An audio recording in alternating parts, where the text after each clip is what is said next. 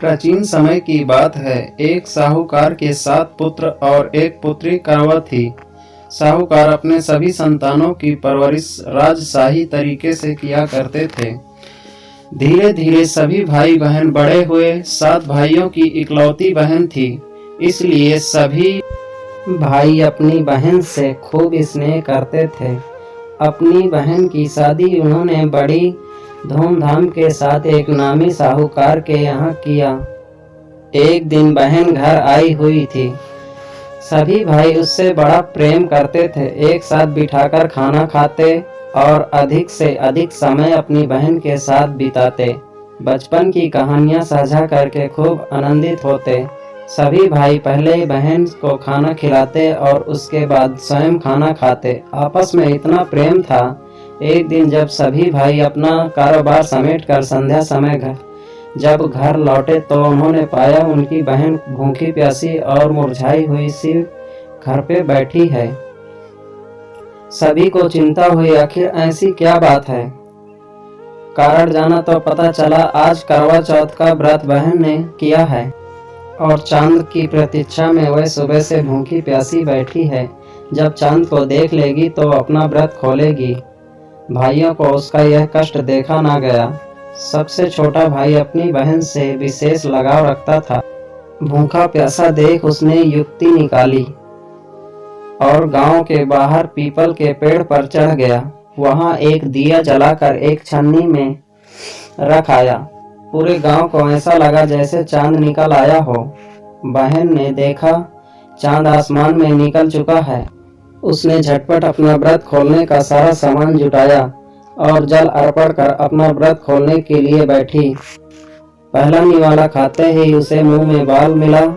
उसे निकालकर एक किनारे रख दिया। दूसरा निवाला जैसे ही जब खाया दांत के नीचे कंकड़ जैसा अभ्यास हुआ। वह निवाला भी बहन ने एक किनारे रख दिया। तीसरा निवाला खाते ही उसके पति के मृत्यु का समाचार प्राप्त हुआ।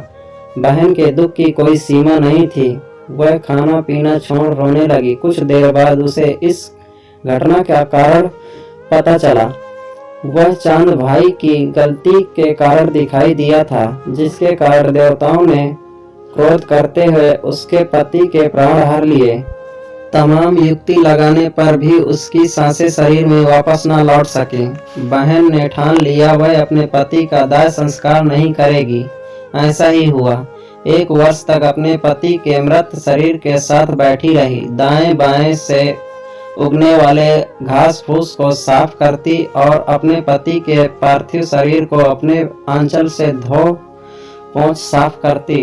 ऐसा करते 1 वर्ष बीत गया और पुनः करवा चौथ का व्रत आया। सभी सुहागिन ने इस व्रत को किया। उसके 7 भाभियों ने भी ये व्रत किया।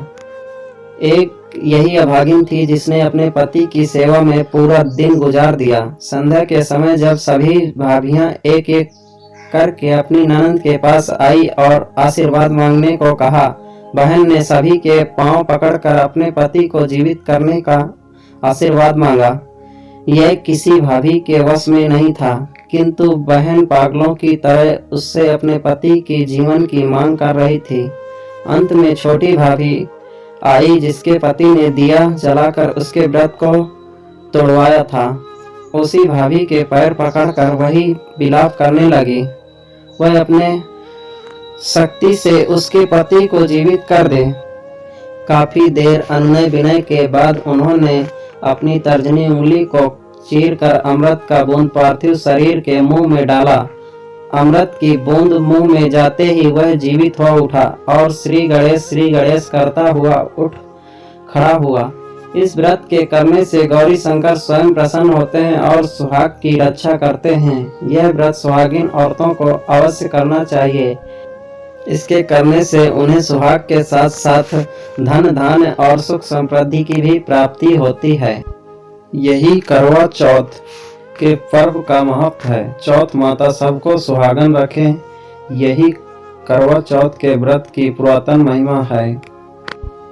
दोस्तों, ये कहानी आपको कैसी लगी प्लीज कमेंट करके हमें बताएं।